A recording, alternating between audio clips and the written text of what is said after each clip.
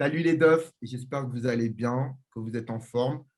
Vous savez très bien que je n'ai pas tendance à parler de géopolitique du sport, déjà parce que j'y connais pas grand-chose et parce que, vous le savez, je suis un peu dégoûté de ce qui peut se passer actuellement. Je suis assez nostalgique d'un football, on va dire, un peu romancé, etc. Mais je sais que c'est important malgré tout d'être informé et d'être bien informé. Et donc ce matin, j'ai repensé à ce très cher Jean-Baptiste Guégan, qui était mon professeur en école de journalisme et qui va pouvoir justement nous expliquer ce qui se passe aujourd'hui dans le sport européen, dans le foot européen, une espèce de guerre plus ou moins déclarée entre l'UEFA d'un côté et les clubs puissants de l'autre. Jean-Baptiste, est-ce que tu peux te présenter? Alors déjà, Flavien, merci. Bonjour à tous. Alors moi, je suis un spécialiste de géopolitique du sport. Je suis enseignant en histoire géo, mais aussi en géopolitique. Et j'ai eu la chance de rencontrer Flavien justement en école de journalisme. Et je le vois avec son superbe maillot de l'Italie. Et je me dis que je porterais bien le même. Surtout si on peut aller en Italie, hein, ce qui va bientôt être le cas. Voilà. Ok. Et donc, est-ce que tu peux nous parler un peu de ton rapport au sport? Qu'est-ce qui t'a donné, avant de rentrer dans le vif du sujet, qu'est-ce qui t'a donné envie de t'intéresser à la géopolitique du sport et qu'est-ce que c'est que la géopolitique du sport? Très simplement, ce qui m'a amené à m'intéresser à la géopolitique du sport, c'est d'abord d'essayer de comprendre ce qui se passait. Pourquoi, par exemple, le PSG était racheté par le Qatar? Pourquoi, derrière certains événements, il y avait toujours les mêmes discussions, boycott, valorisation? Pourquoi certains pays mettaient de l'argent pour former des sportifs, pour former des athlètes, pour gagner des compétitions ou les organiser? Donc déjà, c'est une curiosité personnelle. Ensuite, il y a l'histoire familiale. Mon père, moi, était fan de sport. Quand il m'a emmené la première fois au Parc des Princes, ça laisse une trace. Tu as devant toi un supporter du PSG, mais ça, je pense que tu le sais. Voilà. Et puis, au fur et à mesure du temps, étant aussi enseignant, j'ai développé cette compétence-là. On m'a fait confiance. Et puis, j'ai écrit des livres. J'en suis à mon 10e, là. Et l'idée, c'est d'essayer de faire comprendre justement ce qu'est la géopolitique du sport, c'est-à-dire les relations, les rapports de force, les tensions entre États au sujet du sport, comprendre aussi la manière dont ils utilisent le sport, alors que ce soit l'Arabie Saoudite, les États-Unis, la Russie, mais aussi envisager finalement tous les rapports de force qui peuvent exister au sein des institutions, entre l'UEFA et la FIFA, au sein de la Ligue de foot professionnel, et puis regarder finalement comment le sport évolue dans le temps. Tu D'accord. parlais d'un football romantique, par exemple, celui des années 70-80. C'est vrai que moi, j'ai beaucoup aimé ce football-là. Il me parle plus. Hmm. Celui d'aujourd'hui me parle un peu moins.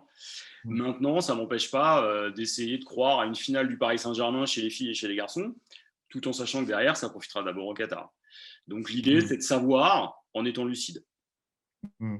D'accord. Alors, justement, pour les personnes là, qui nous écouteraient, qui diraient ah, ça va être un sujet lourd, gna, gna, gna, gna, gna, gna.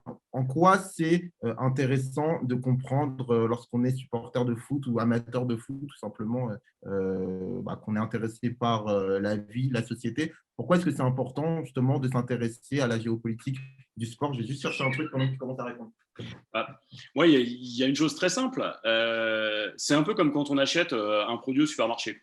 De plus en plus de gens utilisent des applications pour savoir ce qu'il y a dedans, s'il y a du sucre, si c'est transformé, etc. Donc, faut voir la géopolitique du sport comme une sorte de détecteur Yuka, c'est-à-dire pour voir par exemple à qui ça va profiter.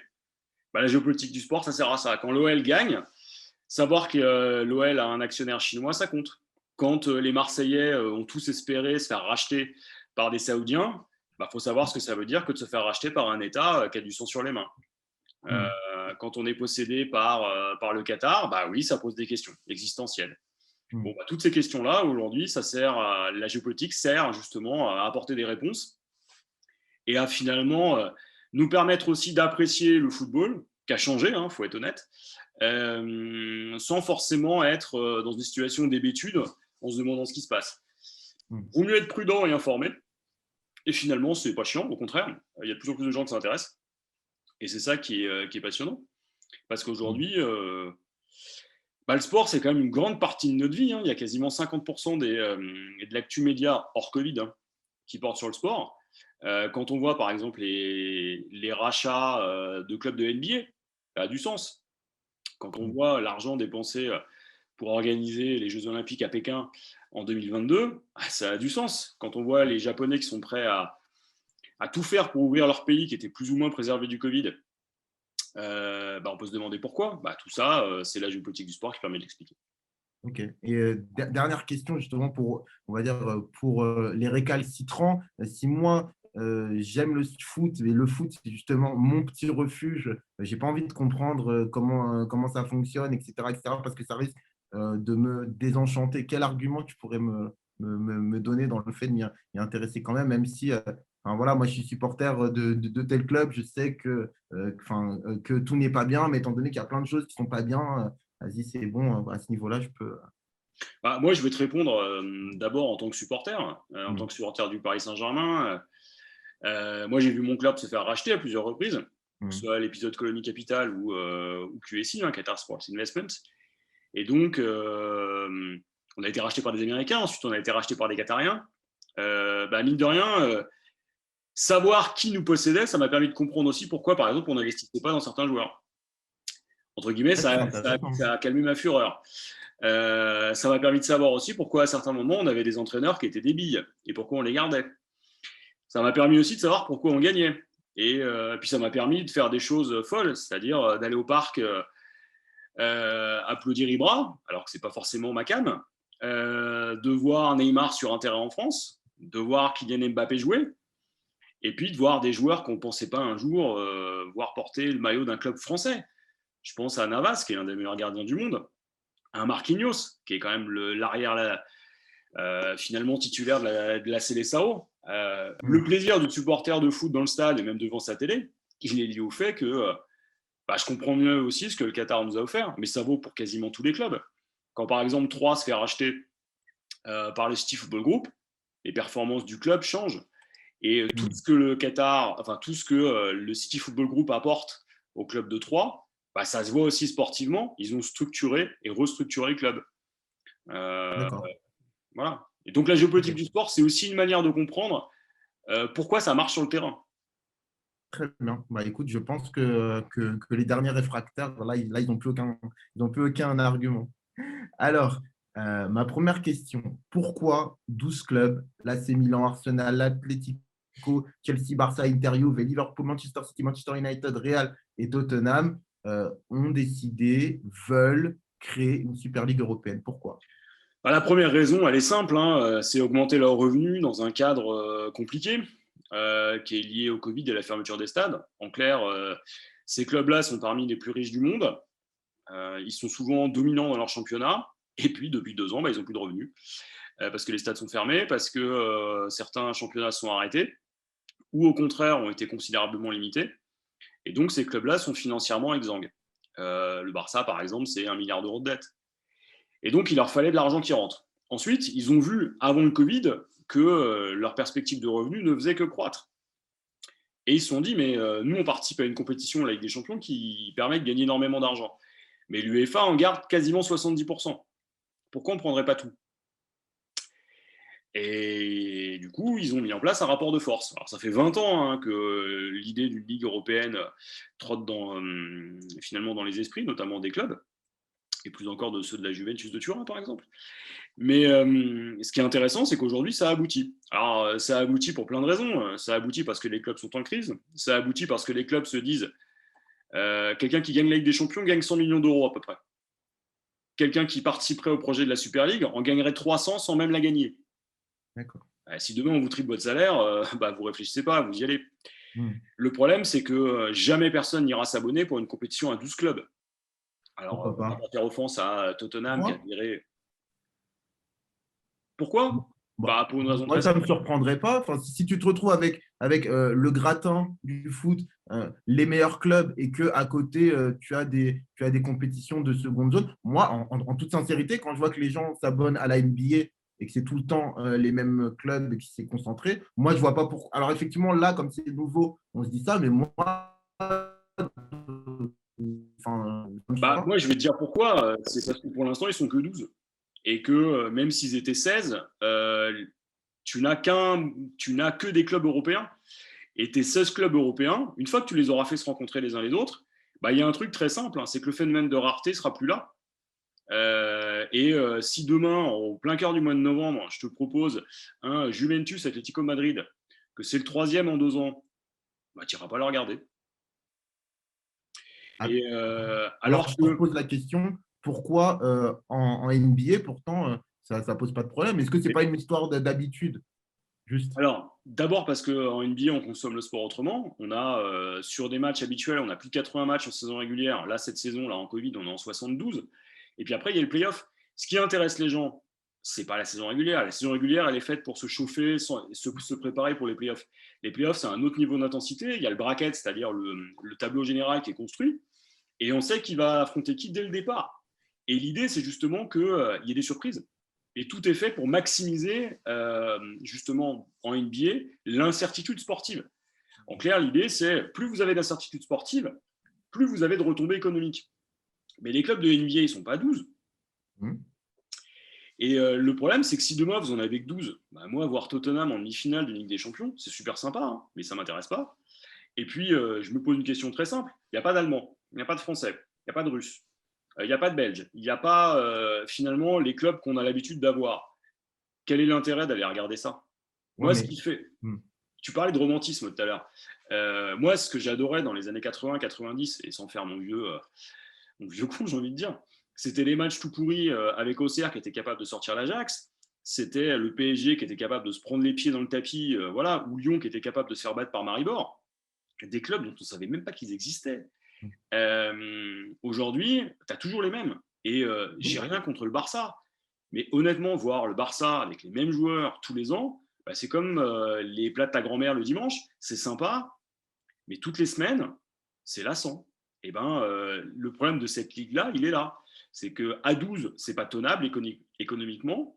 Il faudra qu'il y en ait d'autres. Et pour l'instant, ce projet, il sert juste à mettre en place un rapport de force avec l'UEFA. Là, ils essaient de faire pression sur l'UEFA pour que l'UEFA ferme complètement sa Ligue des Champions façon NBA. Et en vérité, le grand jeu, il ne joue même pas avec l'UEFA, il joue avec la FIFA. La FIFA a un projet de championnat du monde des clubs depuis très longtemps et elle vise à créer, et là, ce sera intéressant, une Ligue des champions, mais à l'échelle mondiale. Avec River, avec Boca, avec les grands clubs américains. Imagine par exemple un Atlanta United versus Inter de Milan d'un côté et de l'autre côté un River Real. Bah ouais, là tu vas regarder parce que c'est des grands clubs mondiaux, puis ça touche tout le monde.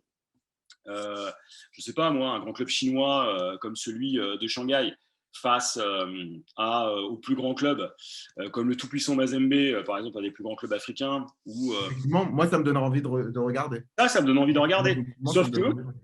pour que tu aies ça, il faut que la Ligue des Champions ne soit pas la première compétition de clubs du monde. Et le vrai problème de la FIFA, c'est que tant que la Ligue des Champions est aussi forte, elle va cannibaliser ça. Et donc l'idée des clubs, notamment je pense à la Juventus de Turin, c'est d'abord de sécuriser sa présence dans la plus grande compétition de clubs européenne. Aujourd'hui, ils ne sont pas en C1. Aujourd'hui, si le championnat s'arrête, ils ne sont pas en C1. Donc eux, c'est de sécuriser ça parce qu'ils partent du principe qu'ils ont une sorte de monopole acquis. Et la deuxième chose, c'est de se dire, il y a moyen de gagner plus d'argent. Et pour ça, il faut virer les petits. Il faut virer ceux qui servent à rien. Les clubs qui t'empêchent de gagner. Par exemple, avec ce type de réflexion-là, l'Atalanta Bergame ne serait pas du tout allé en Ligue des Champions. Avec ce type de réflexion-là, tu n'aurais pas eu, par exemple, Rennes en Ligue des Champions. Tu n'aurais pas eu l'Ajax. Parce que l'Ajax, mine de rien, c'est pas une puissance forte économiquement du continent parce que le marché des Pays-Bas est faible. On peut même se demander si certains clubs espagnols, en dehors du Real et du Barça, auraient intérêt à y aller. Tout ça pour dire que, est-ce que c'est le football qu'on veut? Je pense pas. Est-ce qu'aujourd'hui, l'UEFA a vocation à faire un championnat fermé? Elle va sûrement être amenée à le faire, et la Ligue des Champions l'était déjà. Maintenant, ils ont oublié une chose, c'est les supporters. Parce que quand vous faites une compétition à 12, ou même à 18, c'est bien gentil, mais les autres, ils se projettent comment? Tout le monde n'a pas envie d'être supporter du PSG, de Tottenham ou d'United. Ça, c'est bien gentil, mais le supporter, il se met à distance, il a des limites. Et là, en l'occurrence, moi, je pense que c'en est une. D'accord. Alors, avant de… Bon, je vais quand même revenir pour expliquer. Donc, cette Super League, donc, il y aurait 20 clubs participants, donc 15 fondateurs, 5 équipes additionnelles qualifiées chaque année à travers un système basé sur leurs performances, etc. Donc, les matchs se disputeraient en semaine, donc avec des clubs qui continueraient à participer à leurs championnats respectifs. la saison démarrait en août et on aurait des playoffs ensuite. Mais moi, j'ai envie de me faire. Alors, ça revient un peu sur ce que je dis tout à l'heure, mais moi, j'ai envie de me faire un peu l'avocat du diable. Aujourd'hui, on voit toujours les mêmes gagner, toujours les mêmes dans le même carré, même si on a un Ajax qui fait de temps en temps des épopées. Aujourd'hui, j'ai du mal à imaginer un FC Porto aller en finale de Ligue des Champions et gagner. Est-ce que finalement, il y a une vraie différence entre cette Super League et ce qu'il peut y avoir aujourd'hui? Alors, je veux bien qu'on invoque l'incertitude du sport, mais aujourd'hui, il y a tellement de différences béantes de budget entre les clubs que moi, j'ai l'impression que les petites équipes, c'est des sparring partners, c'est tout. Ah, t'as pas tort, hein. C'est-à-dire que depuis, en gros, la réforme de la Ligue des Champions, au moment où on passe de la Coupe des clubs champions à la Ligue des Champions, on commence à entrer dans un système fermé. Au moment où Marseille gagne le premier titre de la Ligue des Champions version moderne, bah, cette ligue, elle se ferme, puisque elle va progressivement accepter les deuxièmes du championnat, donc elle va se départir de ce qui faisait son identité, les champions nationaux. Et effectivement, aujourd'hui, on voit par exemple plusieurs clubs italiens, plusieurs clubs espagnols, plusieurs clubs anglais, ce qui est une hérésie. Cette Champions League, en vérité, c'est une ligue des clubs riches, des grands pays. Si vous êtes le Danemark, si vous êtes la Suède, si vous êtes l'Écosse, vous n'avez plus votre place. Alors là, je suis d'accord avec toi, il y a un côté sparring partner. Après, tu parles de Porto. Bon, si on prend les plus grands championnats finalement européens, le Portugal est à sa place, rien qu'historiquement. Et aujourd'hui, bah, le Porto de Conceição, il était en quart. Avec cette réforme-là, il ne serait même pas dans la compète. C'est sûr, mais Et alors, je vais juste me permettre de te couper, mais est-ce que ça, c'est pas un peu hypocrite de se dire, ouais, il oui, nous faut des petites équipes, du complètement. Porto, du machin, alors qu'en vrai, les gens devant leur télé, en tout cas la grande majorité, hein, vraiment, je fais une petite exception pour quelques-uns, mais la grande majorité, ce qu'ils veulent voir, c'est Barça Real, ce qu'ils veulent voir, c'est Manchester United, Manchester City. Est-ce que finalement, enfin, moi, quand j'ai vu pas mal de médias titrés, on va dire, crier au loup, etc., etc. Moi, je trouve ça un peu hypocrite dans le sens où c'est toujours des mêmes qu'on parle, c'est toujours les mêmes qui sont mis en avant et c'est eux qui font une grande majorité de retransmissions. Voilà. Est-ce que finalement, c'est pas par simple esprit de contradiction qu'on vient voilà. Sauf évidemment, je mets de côté les supporters de ces clubs-là. Mais est-ce que c'est finalement eux qui font la grande majorité du truc? Je ne sais pas. Mm. Bah, moi, je vais aller dans ton sens. C'est vrai que de plus en plus, on a un côté anecdotique de la part justement des discours ambiants sur c'était mieux le football d'avant et il faut conserver des petits. Bon, c'est pas faux, hein. Aujourd'hui, bah, c'est effectivement systématiquement les mêmes. À partir des huitièmes de finale, depuis 10 ans, c'est les mêmes. À une ou deux exceptions près. Tu citais l'Ajax, c'est le cas. Maintenant, moi, je vais faire une analogie, tu vas comprendre ce que je veux dire. On a tous joué à FIFA à un moment donné, bon, et on a tous joué à Football Manager, et on a tous eu des équipes dites cheatées, c'est-à-dire où tu n'avais que des stars partout. Bon. Il y a un moment donné, quand tu joues, tu gagnes, tu gagnes, tu gagnes, tu gagnes, c'est super. Tu as une équipe qui est une équipe stratosphérique, bah, tu prends plus d'intérêt, puis tu poses ta manette. Bah là, c'est un peu pareil, c'est-à-dire qu'à force de te gaver de foie gras et de produits d'exception, il y a une forme de lassitude. Et ça, c'est peut-être quelque chose que ce football européen a négligé. C'est qu'à force de vouloir mettre de plus en plus de compétitions et de matchs, bah, c'est pas qu'on se lasse. C'est que ouais, les clubs, aujourd'hui, ils proposent un football qui est supérieur au football des sélections. Il n'y a pas photo, hein. Mais est-ce qu'on a envie de voir des matchs de fou tout le temps? Non. Et puis surtout, moi, je sais pas, je pense que c'est la rareté aussi de l'exposition qui fait la qualité. Et que s'il n'y a pas le côté événementiel, les joueurs se désinvestissent. Je prends un exemple tout bête, hein. Quand tu prends par exemple le PSG Saint-Etienne, qui a eu lieu dernièrement, le PSG ouvre le score après un match qui est franchement très terne. Bon. Très rapidement, Saint-Etienne égalise. Le PSG s'énerve, reprend l'ascendant. Saint-Etienne réégalise. Les joueurs savent qu'il y a un championnat au bout. Il y a l'intensité derrière. Et boum, le PSG gagne 3-2. Le match est fou. Mais c'est un match qu'on n'aurait pas eu en milieu de saison. Parce que les joueurs du PSG n'auraient pas appuyé sur l'accélérateur et ne se seraient pas sentis concernés. Euh, le problème de ces matchs Atlético contre je ne sais pas lequel des 12, 15 ou 20 autres, c'est quoi? C'est qu'à un moment donné, on va s'habituer. Et c'est déjà le cas. Regarde par exemple les matchs de poule. de la Ligue des Champions. Le seul intérêt, c'est d'aller voir ses potes, d'aller prendre une bière ou de les regarder avec des gens, sinon tu ne les regardes pas. Alors qu'avant, on n'aurait jamais manqué un match de Coupe d'Europe. Aujourd'hui, je pense qu'il faut au contraire, au lieu de rendre l'offre plus pléthorique, c'est de la limiter et de lui rendre aussi une forme d'incertitude. Quitte à ce que ça nuise aussi au côté business des clubs. Parce qu'à un moment donné, c'est bien gentil de vouloir faire des marques mondiales, mais il ne faut pas transformer les supporters et les suiveurs fidèles en consommateurs. Sinon, c'est la NBA. À ce moment-là, vous vendez les maillots et vous devenez un club aussi fade que ce qui est en train de devenir l'essence même des clubs anglais. Les clubs anglais, c'est quand même 30 à 40% de touristes dans le stade, zéro ambiance, à part dans les divisions inférieures. Et regardez le Barça. Le stade, il est silencieux. Ah ouais, les gens ont tous acheté leur maillot. Hein. C'est pas le foot que j'aime. Et je pense que alors, attends, je termine avec ça. Je pense que les journalistes qui parlent, c'est aussi parce qu'eux, ils auront à traiter ça. Quand tu as à traiter 3, 4, 5, 6 fois par saison des Real Barça ou des Real Paris, t'en as marre. écoute, j'aimerais bien être d'accord avec toi, mais j'ai l'impression que, après, ou c'est peut-être moi qui est pessimiste, mais j'ai l'impression aujourd'hui, il y a moins de gens qui aiment le foot. Je crois que justement, moi, je pense que les gens eux-mêmes sont beaucoup plus consommateurs qu'amateurs de foot. Donc moi, j'ai l'impression qu'on n'a même pas forcément à les pousser vers ça. Et d'ailleurs, tu me parlais de la Juve tout à l'heure, mais je ne sais plus si c'était Agnelli qui disait que finalement, lui, ce qu'il aurait envie, c'est simplement de faire des highlights parce que finalement, les gens ne regardent plus. En tout cas, les jeunes ne regardent pas le football à la télé 90 minutes. C'est long, ce qu'il faut, c'est uniquement des petits résumés YouTube. Moi, je veux bien qu'on me parle de finalement, il ne faut pas trop de foie gras, etc. Mais on regarde en France, dès qu'il y a un petit match entre Dijon et Ajaccio, on est tout de suite à dire c'est nul, ils ne mettent pas un pied devant l'autre.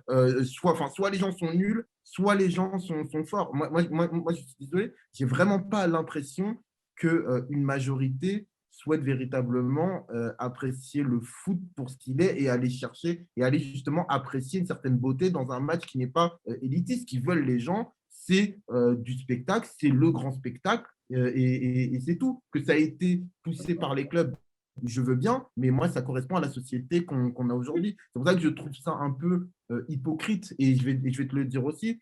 Aujourd'hui, si je fais une vidéo sur le football ouzbek ou le football australien ou le football japonais, etc., c'est là où tu peux t'en rendre compte aussi. C'est-à-dire que les gens, je veux dire que, quand tu leur proposes pas ça, ils te disent oui, il faut s'intéresser à tout le monde, etc.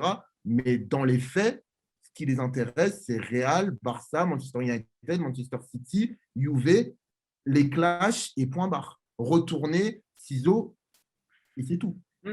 Alors après, c'est là où aussi tout dépend ce qu'on va chercher. C'est-à-dire que le public du foot, pour moi, c'est d'abord les fidèles qui sont là toute l'année, qui sont motivés, qui connaissent l'histoire de leur club. Ceux-là, ils sont de moins en moins nombreux. Aujourd'hui, c'est la fameuse culture footix qui arrive. Juste excuse-moi, je te coupe juste, justement pour faire une précision. Moi, pour avoir interviewé un ultra du RC Lens, ben, même ces personnes-là, souvent, elles ne sont pas supporters du foot, elles sont supporters d'un club. Elles n'aiment pas le foot, elles aiment un club. Et donc, encore une fois, ça, pour moi, c'est vraiment une distinction qu'il faut faire et qui est importante. Alors, c'est là où je pense qu'il faut envisager le foot au regard des publics qui le suivent. Tu as ceux qui se réveillent à partir des quarts de finale et qui voient le côté événementiel et le côté extraordinaire. Ceux qu'on voit surgir avec un maillot de ton équipe nationale préférée au moment des grands tournois. C'est-à-dire ceux qui se réveillent, qui se peinturent la tête, qui se peinturent la tête de toutes les couleurs et qui te font croire qu'ils connaissent au moins la moitié de l'équipe. Bon. Et puis il y a les autres. Il y a ceux qui suivent leur club et qui ont cette culture club. C'est les supporters de Dijon, d'Amiens, qui savent pertinemment qu'ils ne gagneront jamais une Champions League de leur vie, qui ne gagneront jamais un championnat de leur vie, qui ne gagneront peut-être même jamais un titre. La seule différence, c'est que ceux-là, ils remplissent les stades. Et c'est eux qui payent les abonnements. Et aujourd'hui, il y a un moment donné où ces gens-là, si tu ne les concernes pas, ils n'iront pas vers le foot. Ils iront ailleurs. Et oui, effectivement, la qualité de jeu, quand tu regardes le PSG jouer, c'est un bonheur. Parce que moi, je suis supporter du PSG. Quand ils jouent. Si je suis supporter de Marseille, ouais, j'ai l'écran. Mais ça joue.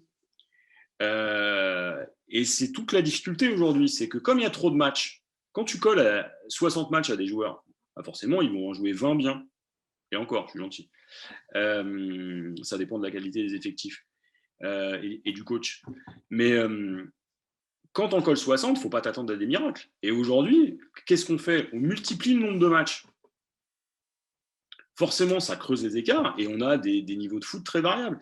Et donc, forcément, les gens, quand ils voient débouler un Dijon-Amiens, ils ne le voient pas. Ils ne le regardent pas. Et puis, il y a une autre chose. Aujourd'hui, on voit tous les matchs. Moi, je me souviens des années 90 où on n'avait que les résumés. Et tu voyais que le meilleur. Et effectivement, tu voyais des papinades dans tous les sens, mais tu voyais des gestes de fou. Aujourd'hui, tu peux voir tous les matchs. Alors, c'est bien quand tu es supporter, mais fondamentalement, moi, je n'ai pas la possibilité ou l'envie d'aller me taper 5 matchs de championnat le dimanche. J'ai autre chose à faire. Et aujourd'hui, cette question-là, je pense qu'elle n'a pas été pensée par ceux qui montent cette Super League. Eux, ils veulent aller chercher les supporters occasionnels. Ils veulent aller chercher ceux qui se réveillent à partir des quarts de finale. C'est super. Mais ceux-là, ils sont infidèles. C'est toute la leçon du marketing moderne. C'est que si tu leur proposes mieux, ce que fait très bien et beaucoup mieux la NBA, eh bien, ils vont voir la NBA. Parce que derrière, tu as des highlights. Or, le foot, c'est le sport qui, statistiquement, est le plus incertain. C'est le sport qui offre le moins de points. Un match de basket, ça joue dans les 5 dernières minutes pour 85% des matchs. Et l'écart, il est rarement au-delà de 10 points. Et les 10 points en NBA, en une minute, tu retournes cet écart. La moyenne de buts en championnat de France, ça ne doit pas excéder 3 buts par match. Et tu as 90 minutes, hein, donc ça fait un but toutes les demi-heures. Il ne faut pas se leurrer, le football, ça repose aussi sur ça. Et il y a 2 manières de changer ça. Soit tu proposes des compétitions type, j'ai pas envie de dire ça, mais type FIFA, c'est-à-dire tu vas avoir 95% des joueurs qui vont prendre la même équipe quand ils vont jouer en ligne. Bon, bah soit, super, tu as une chance de gagner, c'est génial. Bon, je vois pas l'intérêt, mais vas-y, amuse-toi. Je pense pas qu'on partage la même chose. Et puis, tu as de l'autre côté ceux qui, comme Marco Van Basten ou Lothar Matthäus à un moment donné, ont pensé changer les règles. Pourquoi faire 90 minutes quand tu peux en faire 60? C'est la réflexion d'Agnelli. Pourquoi faire 90 minutes quand tu peux en faire 45? Parce que finalement, c'est plus sympa pour les diffuseurs, c'est plus court. 90 minutes, c'est long. Hein. Bon. Et aujourd'hui, je pense qu'on est vraiment à un tournant. C'est-à-dire que le football va changer. Il a changé. Mais là, il peut véritablement se modifier. On est dans l'ordre de quelque chose qui va au-delà de ce qu'était l'arrêt Bosman. C'est-à-dire que demain, on peut avoir la conjugaison de 2 choses. Tu peux avoir des gens qui vont regarder le basket NBA tous les jours et qui ne vont pas du tout s'intéresser au championnat de France de basket. Qui va mourir. Parce qu'il faut être clair, il va mourir. Et ça va être pareil pour les joueurs, et donc pour les formateurs, et pour les clubs qui forment. Alors ouais, on sera sûrement l'un des premiers providers de joueurs NBA, mais on en aura combien qui n'auront pas de club et qui ne pourront pas jouer? On aura combien de gamines qui n'auront pas de club parce que justement, on ne pourra pas ouvrir de section féminine parce que les garçons n'ont pas de club qui les porte. Et aujourd'hui, le vrai problème, c'est ça. C'est que mais le grand public, le modèle Agnelli, c'est ça. C'est faire de la thune pour faire de la thune en oubliant un truc. C'est que derrière, pour que tu aies ton Chiesa, pour que tu aies ton Ronaldo qui sort d'une île tout perdue au fin fond du Portugal, il faut que tu aies bien un club qui ait derrière eu de l'argent pour aller envoyer de l'argent pour créer un club local. Ça, ce n'est pas les États qui vont le faire. alors ça, je suis tout à fait d'accord avec toi, mais le grand public, il s'en fout.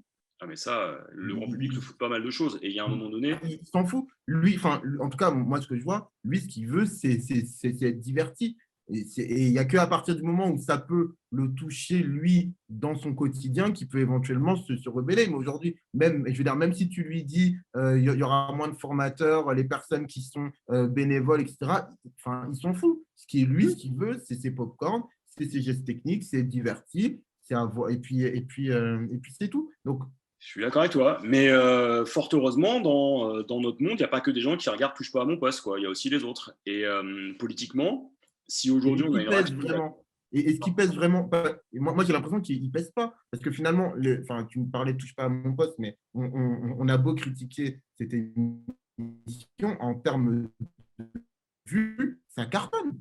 Donc, au bout d'un moment, moi je veux bien qu'on me dise que oui, etc., machin, mais au final, les chiffres, le concret, c'est qu'il y a une majorité de personnes qui souhaitent ça, je veux dire, qui aiment ça, on peut toujours se dire oui, c'est pas bien, oui, c'est pas bien, mais au final, étant donné qu'on est dans une société capitaliste, c'est comme ça que ça fonctionne. Donc finalement, est-ce que c'est pas une suite logique? Est-ce que c'est pas être Est-ce que c'est pas un combat d'arrière-garde? Est-ce qu'on n'a pas déjà perdu?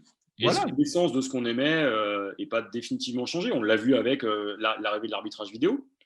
On l'a vu avec le fait qu'aujourd'hui, les matchs de Ligue 1 n'ont pas les mêmes règles que les matchs de division 5 ou 6. Bon. Moi, je pars du principe qu'à partir du moment où le politique s'empare du sujet, quand tu vois la Commission européenne commencer à dire que c'est pas possible, quand tu vois deux présidents finalement qui sont, enfin l'un Premier ministre, l'autre président, issus des deux premières puissances qui sont au Conseil de sécurité, je pense donc à Boris Johnson et Emmanuel Macron, expliquer qu'ils s'opposeront par tous les moyens possibles à ce type de projet, cette ligue-là, Est-ce elle est que c'est morte. pas du populisme? Est-ce que c'est pas du populisme? Non, parce qu'ils savent derrière ce que ça implique. Et que pour une fois qu'ils prennent leurs responsabilités rapidement, on ne va pas les plaindre. C'est-à-dire que pour que Boris Johnson soit d'accord avec Emmanuel Macron sur ce genre de choses, alors qu'en termes de populisme, et l'un et l'autre ont des choses à dire. Mais alors, pour le coup, excuse-moi de te couper, est-ce que c'est pas parce que justement, il y a une majorité, parce que le peuple, justement, une majorité du peuple est contre ça, que finalement, on prend le bateau en route, on va dans le sens du vent, et justement, on vient alors, s'insurger, parce que c'est la mode de s'insurger. ouais, si on est cynique, on peut être d'accord. Après, je vais être très prosaïque. La première ligue, c'est la première industrie d'exportation de la Grande-Bretagne et de l'Angleterre. Ça veut dire qu'avec leur idée de Super League, tu affaiblis le produit Première Ligue. Donc, tu menaces des emplois en Angleterre. Donc, Boris Johnson, il défend son beefsteak. Emmanuel Macron, lui, il n'oublie pas une chose, c'est qu'un club professionnel en France, un joueur d'un club professionnel en France, c'est 40 personnes qui bossent. Ça veut dire que si derrière, tu n'as que le PSG qui va jouer des matchs en Champions League et que le championnat n'a plus d'intérêt, bah on l'a vu avec Auxerre, par exemple. Hein. Quand Auxerre a été rétrogradé en Ligue 2, le centre-ville d'Auxerre s'est arrêté de vivre. Bon, bah, il voit aussi la filière. Et aujourd'hui, le foot français pèse plus que le cinéma. Donc, derrière, ils ont un raisonnement qui est plutôt intéressant, qui consiste à dire, oui, il y a sûrement une frange de la population qui est contre pour des raisons qui sont comme les nôtres, c'est-à-dire l'originalité, la tradition, le rapport au passé. Et puis, en tant que gouvernants, ils ont une autre réflexion. Ils savent que économiquement, ça va affecter les performances de notre société, notamment dans l'industrie du sport. Et puis, une autre chose, c'est que tout le modèle de financement du sport amateur, et pas simplement du sport amateur, du sport en général, repose sur le foot. Si vous enlevez le foot en France, vous n'avez plus de clubs. Si vous enlevez les 3-4 gros clubs, ok, eux, ils vont se faire de l'argent, c'est super. Ils vont faire des franchises NBA, génial. Ils vont valoir 1, 2, 3, 4, 5, 6 milliards. Super. Et puis, derrière, vous n'aurez plus d'argent pour financer les clubs. Or, on sait aujourd'hui que l'un des principaux créateurs de liens dans les quartiers, les villes, les campagnes, c'est le club. Or, le club, il n'a pas les moyens de se financer localement. Il bénéficie en grande partie de subventions. Ces subventions, elles viennent des mairies, certes, mais elles viennent surtout des mécanismes de redistribution. C'est la taxe Buffet en France. Et aujourd'hui, si ces clubs-là s'en vont, notre football s'arrête. Pourquoi la Bundesliga, par exemple, et le Bayern ont dit non? Parce que derrière, ils savent pertinemment que le risque, non seulement c'est un risque d'appauvrissement du football et de son identité, de sa pratique, derrière avec les risques que ça implique, hein, sédentarité, obésité et compagnie, donc des risques sanitaires, mais il y a aussi des risques plus généraux. Quand vous êtes à la tête du Bayern et que vous êtes à la tête du COMEX, donc le comité exécutif, que vous êtes parmi les grandes marques allemandes, vous savez derrière ce que ça implique économiquement. Vous ne jouez pas avec ça. Et c'est pour ça que l'égoïsme, le fameux projet cynique dénoncé par Alexander Seferin, il devrait plutôt aller sur ce terrain-là. Pour 4 clubs qui vont tripler leurs revenus, vous en avez des milliers qui vont disparaître. Et la vraie problématique, elle est là. Soit on change de modèle et on accepte un modèle à l'américaine où il y a un découplage complet entre le professionnel et le reste, et on s'amuse. Et à ce moment-là, on y va. Mais on y va à bloc. On met fin au système de relégation-promotion et on change tout. Mais ce n'est pas notre histoire. Mais on peut le faire. Ou alors, on maintient notre système et ces clubs-là, s'ils ne sont pas contents, ils ferment leur bouche, ils baissent la tête ou alors ils quittent l'Europe. Ah, c'est dommage, on ne peut pas faire comme les franchises NBA. D'accord. Voilà. Et du coup, pour toi, qu'en est-il du rapport de force là? Est-ce que tu pourrais peut-être nous expliquer Bah, qu'il y a concrètement, entre vous les avez gros clubs d'un côté et l'UEFA de l'autre? il y a à peu près 300 clubs en Europe qui peuvent prétendre aux Coupes d'Europe. D'accord. Bon. Si on prend les 55 fédérations, etc., globalement, ça fait à peu près 300. Tu en as à peu près 100 qui participent. Et si tu regardes bien, tu en as à peu près 30-35 qui peuvent véritablement peser. Bon. Sur ces 35-là, tu en as 12 qui sont alliés avec la possibilité d'en inviter d'autres. Le PSG n'y est pas allé. C'est étonnant quand même. La Bundesliga non plus. Ni Dortmund, ni le Bayern. C'est pas pour rien. Il n'y a pas de club russe. Pourtant, c'est 180 millions de personnes, la Russie. Il n'y a pas de club belge. Bon, est-ce qu'il reste un football belge? Il n'y a pas de club portugais. Donc déjà, on se prive quand même de pays historiques avec des vrais marchés intérieurs. Et aujourd'hui, ce projet à 12, c'est une belle aventure, hein, c'est sûr, mais ils iront nulle part à 12. Donc il faut qu'ils aillent chercher les autres. Or, leur projet aujourd'hui, il ne peut pas aboutir. Quand bien même, tu es JP Morgan qui met 3 milliards d'euros sur la table. Donc en réalité, ce projet, il est simplement fait pour tordre le bras à l'UEFA, pour qu'elle change encore son projet de Ligue des Champions et qu'elle redistribue plus, notamment aux plus gros, et qu'elle les garantisse d'une présence. Ce que ces 12 clubs veulent, c'est pour ça aussi que le PSG et le Bayern sont en phase d'attente. Ils temporisent en vérité. C'est véritablement et justement se mettre en situation de pouvoir être assuré d'aller en Ligue des Champions. Imaginons par exemple que ça concerne un club comme Lyon. Si vous assurez demain à Lyon la possibilité d'aller en Ligue des Champions tous les ans, franchement, est-ce qu'ils vont jouer le championnat de la même manière? Non. Et donc, c'est ce que ces clubs-là veulent, c'est économiser leurs joueurs sur les matchs de championnat pour n'aller que sur les matchs à fort enjeu, là où on monte le prix des places, on les double, on les triple, là où on vend le plus de maillots et là où l'exposition média est la plus forte pour les sponsors. Derrière, ouais, c'est sûr, c'est avantageux pour eux. Maintenant, est-ce que ça vaut le coup de mettre à terre la pyramide? Je ne pense pas. Parce que les supporters qui remplissent les stades, eux, ne seront pas toujours des touristes. Et la vraie question derrière, de toute façon, l'UEFA arrivera à se faire entendre, il y aura une bataille juridique qui durera probablement, mais l'UEFA obtiendra l'assentiment parce que la Commission européenne s'est positionnée. Donc déjà, ces clubs-là ont perdu. Par contre, le grand absent là-dedans, le grand silencieux, c'est notre Suisse préféré, c'est Gianni Le Chauve Infantino, c'est l'homme du Valais. Choupinou Infantino, on ne l'a pas entendu, la FIFA, c'est tu. En France, on a quand même eu Emmanuel Macron, Jean-Michel Blanquer, Roxana Maracineanu qui sont exprimés. Gianni Infantino, il n'a même pas eu le temps de faire un tweet. C'est pour une raison simple, c'est qu'en vérité, il faut affaiblir l'UEFA pour créer un championnat du monde des clubs qui sera rentable pour tous les clubs qui y participeront. Et l'objectif, c'est d'affaiblir la Ligue des champions européenne. Parce que c'est la principale source de rémunération de l'UEFA et que l'UEFA est celle qui fait élire le président de la FIFA. Et donc, Gianni Infantino, il ne veut pas avoir Alexander Seferin dans les pattes. Il ne veut pas avoir de concurrence. Et donc, l'objectif, c'est de fragiliser la source de revenus de l'UEFA. Comment on fait? Eh ben, on fait le ménage partout. On manipule les élections en Afrique. Hein. Il suffit de voir l'élection de la CAF. Et puis, derrière, eh ben, on essaie de fragiliser l'autre confédération qui vous cherche des ennemis, l'UEFA.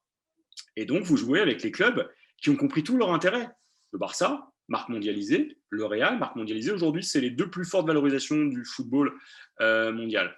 La Juve, qui ne rêve que d'une chose, c'est d'arriver à la même situation. Et puis, derrière, les clubs de première ligue ont très bien compris le business. Maintenant, la FIFA va devoir se positionner. Parce qu'à un moment donné, la Suisse va se positionner. Et la Suisse, elle va connaître une vraie pression. Donc, soit le politique s'en mêle et fait plier l'institution, les institutions que sont la FIFA et les fameux clubs concernés, soit ils échouent à les faire plier, le sport tel qu'on le connaît explose et on peut avoir soit l'équivalent Euroleague, Coupe d'Europe en basket, en foot, ça va donc être illisible et regardable et tout le monde aura perdu. Parce que l'Euroleague aujourd'hui, c'est le meilleur spectacle basket, mais c'est pas rentable. Et de l'autre côté, il n'y a pas de basket, mais ça perd pas d'argent. Donc l'idée, c'est qu'il y en ait un qui crève, quoi, concrètement. Et on perdrait 10 à 20 ans. On reviendrait au niveau du football des années 60. C'est pas ce qu'on se souhaite. Donc c'est pour ça que ces clubs-là, ils vont s'aligner. Mais ils sont très judicieusement dans un rapport de force. Mais je pense qu'ils n'avaient pas mesuré la capacité de toutes les ligues, du pouvoir politique, à réagir aussi vite. Et après, on va voir. Parce que les clubs sont des entreprises aussi comme les autres. Et il y a un moyen très simple de faire plier une entreprise. Soit vous construisez des réglementations spécialement pour elle, soit vous regardez ses comptes. Et l'Italie sait pertinemment ce qu'elle aurait à perdre. Parce que pour un club qui s'en sort, il y en a combien qui échoueraient? Mais Voilà. du coup, parce que moi j'avais entendu que le fair play financier allait disparaître. Est-ce que c'est pas ça déjà un cadeau que fait l'UEFA en faveur Alors, des grands ouais, clubs? la disparition du fair play financier, on peut le voir pour ça aussi. C'est-à-dire que l'idée, c'est de permettre aux investisseurs voulant investir de ne pas être pénalisés, comme l'ont été par exemple City ou PSG. Et puis surtout, il y a le contexte, il y a le Covid. C'est-à-dire que si vous commencez à aller chercher de la rentabilité là où les clubs, pendant 2 ans, ont eu des pertes opérationnelles considérables, c'est-à-dire des baisses de revenus à la fois en billetterie, en merchandising, avec pour certains, comme les clubs français, des rencontres impossibles, annulées ou votre championnat fait terminé avant l'heure, ouais, c'est compliqué. Donc, l'assouplissement du fair play financier, il se tenait, il avait du sens et il permettait de faire entrer de nouveaux investisseurs. Mm. Maintenant, ces clubs-là veulent le beurre, l'argent du beurre et tout le reste. Il y a un moment donné, il y a un modèle européen. Pour l'instant, la Commission européenne s'était tenue à l'écart. Le sport n'est pas une compétence de l'Union européenne, c'est une compétence d'appui. Concrètement, qu'est-ce que ça veut dire? C'est-à-dire qu'ils regardent, mais ils ne légifèrent pas. S'ils commencent à mettre leur nez dedans, on peut faire sauter tout le système des transferts à l'européenne. Aujourd'hui, la Commission européenne part du principe, et c'est le cas de l'Union européenne, elle part du principe qu'il y a une exception sportive, jusqu'à un certain point. Et ce que ces clubs-là veulent faire, c'est faire sauter cette exception sportive. Or, s'ils la font sauter, ils la font sauter pour tous les sports. Mais ça veut dire aussi que derrière, l'Union européenne peut aussi réglementer à son tour. Si elle réglemente, elle peut réglementer dans l'autre sens. Et ça, ces clubs-là sont conscients de ça. C'est un pari. C'est un rapport de force. C'est opportun, c'est malin. C'est là où c'est géopolitique. La question, est-ce que ça va aboutir? Moi, je ne suis pas persuadé. Je pense qu'Agnelli va perdre beaucoup. Parce que si je raisonne 35 secondes, et moi, je pense juste en rapport de force, qu'est-ce que je fais quand je mets la pression? Je vais regarder qui possède la Juve. La Juve, c'est Agnelli. Agnelli, c'est le groupe Fiat. Qu'est-ce que je fais? Je regarde ce que le groupe Fiat a comme problème. Je tords le bras du groupe Fiat. Et j'attends. Et c'est ce que l'Union européenne fera. Parce qu'il ne faut pas oublier que Fiat est dans une logique industrielle beaucoup plus large et que, un autre exemple, Florentino Pérez, par exemple, qui est le président du Real, où est-ce qu'il fait son argent à titre personnel, lui qui bosse dans le BTP? Il le fait dans le golf. Or, quel est l'endroit où on a construit plus de stades? C'est le Qatar. Et le Qatar est propriétaire du PSG, de BeIN, qui est un diffuseur de droits. C'est donc un des principaux financeurs du foot. Il lui n'a pas intérêt à ça. Donc, peut-être qu'à un moment donné, Florentino Pérez, il va reculer, parce que quand Mbappé ne voudra pas signer au Real parce qu'il sera privé d'équipe de France, ça va s'arrêter. Et puis, la Première Ligue, elle est bien gentille, mais si les copains de la Première Ligue font sortir les fameux clubs, les United, Arsenal, etc., de l'association Première Ligue, ces clubs, bah, ils n'auront plus d'endroit où jouer. Mm. Et quand on veut mettre en place des rapports de force, il faut être sûr de soi. Là, en l'occurrence, ces clubs-là, je pense qu'ils n'ont pas mesuré ce que ça impliquait. Il fallait des Français et des Allemands dedans. Il n'y a pas les Français, il n'y a pas les Allemands. Et je pense que le plus important, c'est qu'il n'y ait pas les Allemands. Parce qu'ils n'ont donc rien à perdre. Et les Allemands bloqueront. Et je ne vois pas comment on pourrait faire sans le football allemand. C'est la première démographie d'Europe, avec la Pologne et le Royaume-Uni. C'est le 3e plus gros marché. C'est aujourd'hui le marché qui a la plus forte croissance. Et on les exclurait de la principale compétition de foot européenne. Bien joué. Et du coup, alors, quel est ton pronostic pour l'évolution de cette situation? Comment tu vois le prochain format de Ligue des Champions? Moi, je vois 3 scénarios. Le premier scénario, c'est ces 12 clubs se rétractent dans les 3 semaines à 6 mois qui viennent. Parce que JP Morgan, finalement, finance plus, parce que... bon. Et on revient en arrière et on reste sur le nouveau format de Ligue des Champions qui a été validé. Soit de manière formelle et officielle, ou au contraire de manière informelle et discrète, toutes les parties en présence se retrouvent et changent le format de la Ligue des Champions et garantissent un nouveau format. Alors ça va gueuler, mais en tout cas, on sera arrivé au même résultat. Je pense que c'est ce scénario-là qui sera le plus vraisemblable.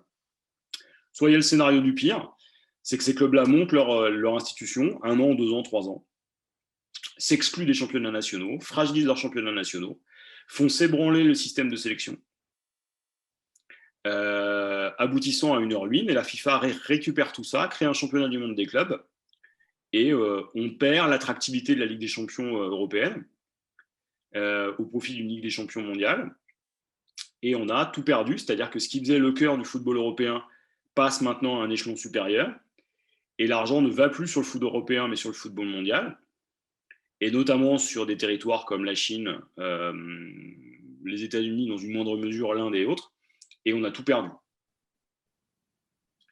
J'espère que ce sera le scénario du milieu. Maintenant, le scénario de la FIFA, c'est un scénario qui correspondrait à une vision mondiale et globalisée des choses.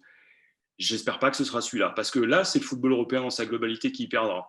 Il ne faut pas oublier que la domination de l'Europe sur le sport, qui est le football, elle est exceptionnelle. C'est-à-dire qu'il n'y a plus un autre domaine dans lequel l'Europe domine. Aujourd'hui, si ça s'effondre, ça se fera au détriment de l'Europe entière. Et tout ça, j'ai envie de dire que les dindons de la farce, ce sont ces fameux petits clubs que sont la Juve et les autres. Est-ce que ça vaut le coup? Moi, je ne pense pas. Et c'est pour ça que le politique s'en mêle. Parce qu'il sait que derrière, il y a des enjeux géopolitiques globaux. Et c'est là où, à un moment donné, il va y avoir une forte pression sur la FIFA, parce que je pense qu'Alexander Ceferin est du bon côté de la barrière. Maintenant, il va céder, il va forcément devoir céder. Et la question après, c'est la communication. Comment on enrobe ça? Comment on négocie à nouveau? Peut-être qu'on va voir par exemple Bein arriver en disant allez hop, boum, je mets 1 milliard d'euros en plus sur la table pour les droits. Et là, ça calmera tout le monde. On peut avoir ça. Je ne crois pas aux nouveaux acteurs que sont Amazon, Dazen, etc. Amazon peut mettre de l'argent sur ce type de produit, hein, mais ils ne prendront que les matchs qui les intéressent. Donc les 5, 6, 7, 8 matchs. Les autres, non. Et là, vous vous retrouvez à devoir supporter un club sans pouvoir voir les matchs. Ce qu'on avait dans les années 80-90. Est-ce que c'est ça le football qu'on a envie de voir? Je pense que ni toi ni moi n'avons envie de ça. Moi, je t'avoue que le football d'aujourd'hui, déjà, ne me plaît pas trop. Donc, mais en même temps, moi, je suis un peu fataliste dans le sens où, pour moi, c'est une évolution logique. Mais aujourd'hui, tu m'as un peu rassuré, tu m'as apporté des good vibes. Enfin, tu m'as montré un peu que ce n'était pas qu'une question d'argent, même si, bon, on va dire que l'influence aussi, ça, c'est un peu lié, mais bon, on va dire que c'est pas forcément. On va dire qu'il y a assez de volontés différentes pour qu'il y ait, on va dire, plusieurs possibilités. Et rien que déjà ça, c'est plutôt cool. Et tu veux que je te dise, moi je pense que ce que ça va permettre, alors ça jouera peut-être dans les 5 ans, hein, c'est qu'on va réduire le nombre de clubs dans les championnats principaux. Parce que c'est ça qui joue derrière aussi. Ça, c'est possible, oui. On va être sur des formats à 16 clubs, où là tu pourras avoir des vraies compétitions européennes, avec pas 60 matchs par saison, mais 50. C'est tenable pour les joueurs. Tu vas avoir des effectifs qui seront de meilleure qualité, et tu vas avoir des deuxièmes divisions qui seront compétitives. Ça sera intéressant. Et puis surtout, tu pourras mettre en place ton championnat mondial et tu gagneras sur toute la ligne. Mais pour ça, c'est toujours pareil, hein. Pour faire changer une société, il y a 2 possibilités. Soit tu fais une révolution, tu fous tout par terre et tu ne sais pas ce qu'en sort. Soit tu fonctionnes par coup de boutoir et tu te sers de chaque crise pour la faire avancer. Et bien là, on est dedans. C'est-à-dire, la crise de la Juve, je ne suis pas sûr que la Juve ait ça en tête, hein. En tout cas, je ne pense pas qu'Agnelli ait ça en tête. Mais si là, le mec est brillant, je ne doute pas qu'il le soit, je pense que leur idée, c'est de réduire la part des championnats domestiques qui aujourd'hui sont de moins en moins suivis et qui surtout génèrent de moins en moins d'argent parce qu'ils sont dépendants des diffuseurs nationaux. Si tu es un diffuseur à l'échelle régionale, c'est-à-dire à l'échelle européenne ou continentale, oui, là, il y a de l'argent. Et parce qu'on vise des marchés plus larges. Et c'est là où ça commence à devenir intéressant. Mais il ne faut pas. J'ai rien contre Amiens ou Dijon, hein, mais ces clubs-là n'ont pas la visibilité nationale.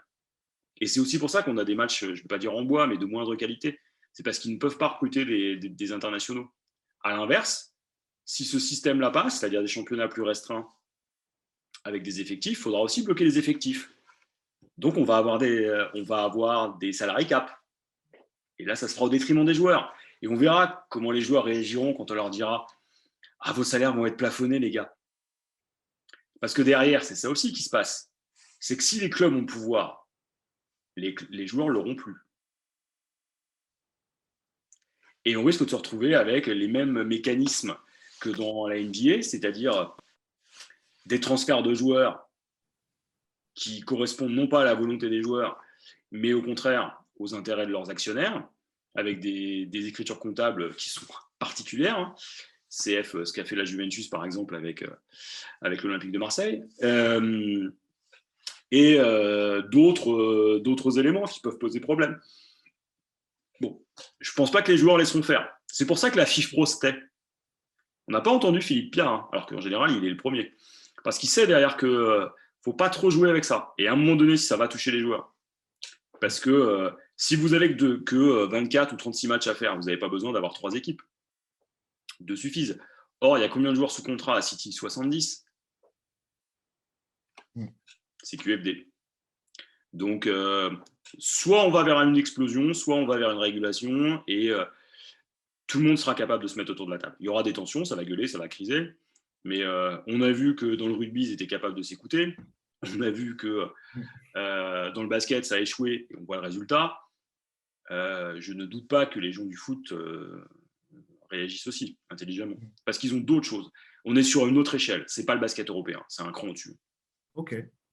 Bah, écoute, moi, j'ai trouvé ça passionnant. Les DOF, si vous n'avez pas trouvé ça passionnant, vraiment, je ne vous parle plus. Donc, dites-moi dans les commentaires si vous avez apprécié. Et moi, je serais honoré d'avoir Jean-Baptiste de nouveau avec nous. Parce que je pense que, enfin, vous voyez, il peut y avoir un thème qui, au préalable, vous paraît fouillis, lointain, prise de tête. Et en fait, quand on s'y intéresse, c'est passionnant. Et d'ailleurs, tout à l'heure, donc, je suis parti chercher ce magnifique livre. Vous voyez, à l'époque où j'étais étudiant et que j'étais dans l'école de journalisme et que j'avais Jean-Baptiste comme prof, et on a tous travaillé sur ce livre de géopolitique du sport, donc que j'ai gardé vraiment. Il est vieux. Hein.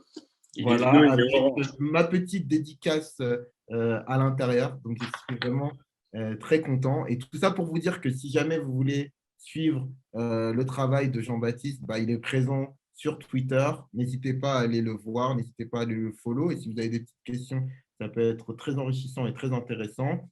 Et puis, si jamais vous voulez aller lire ces livres, Jean-Baptiste, est-ce qu'il y a un ouvrage ou deux qui peuvent éventuellement regarder, enfin lire pour ceux qui sont, on va dire, qui ont envie de s'y intéresser. Là, on va en ressortir un prochainement à la découverte. Ça s'appelle Géopolitique du sport aussi. Peut-être qu'il y aura une deuxième édition du Géopolitique du sport que tu as dans les mains avec une couverture moins horrible, hein, parce que le orange était quand même pour le craquer. Il y a plein de livres que j'ai signés. Après, suivez-moi sur Twitter, on pourra discuter aussi, ce sera cool. Et moi, j'ai une question à mon tour. Est-ce que tu peux m'expliquer pourquoi tu as un maillot d'Arsenal derrière toi? Parce que je trouve ça joli, le contraste entre le bordeaux et le vert. D'accord, ok. Ces deux couleurs qui vont très bien ensemble. Et puis, mais je t'avoue qu'en fait, je suis allé chercher un maillot pour pouvoir habiller un peu le cadre. Et j'ai un petit faible pour ce maillot-là qui me renvoie à l'époque Thierry Henry. Malheureusement, je n'ai pas les longues manches. Mais pour moi, ça, c'est un des plus beaux maillots d'Arsenal avec C'est le le maillot des maillot Invincibles. jaune Sega que portait Will Tord. Il a fêté comme ça le titre. Là, pour moi, c'est un des plus beaux. Il est épuré. Il y a très peu de sponsors. Voilà. C'est vrai qu'il était beau. Hein. C'est très différent de ceux qu'on peut voir là où il y a de plus en plus. Enfin, voilà, c'est complètement différent. Ce serait bien d'ailleurs que, et c'est comme le maillot que tu portes, hein, le maillot de l'Italie, hein, qu'on ait des équipementiers qui travaillent un peu plus la forme et qui fassent des choses qui soient moins horribles que le maillot Ford du PSG de cette saison, le truc là qui fait mal aux yeux là.